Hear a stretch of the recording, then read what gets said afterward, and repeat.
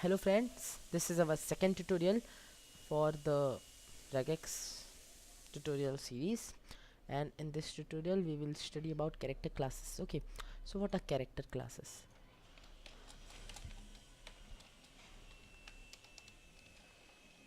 This is a character class. Okay, this is a character class.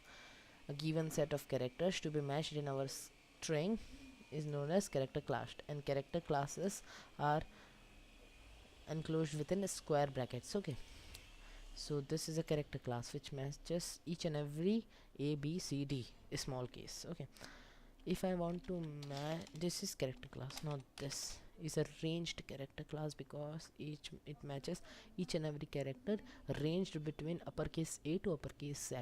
So this is a character class. Okay, and each and every character is matched by this. Okay, now I want to match each and every character followed by a space. We type here /s, so it matches each and every character followed by space. Okay, and suppose we enter here the symbol, then abc.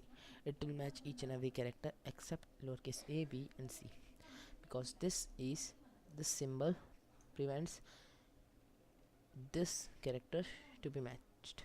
Okay, so this is called a negated character class. Now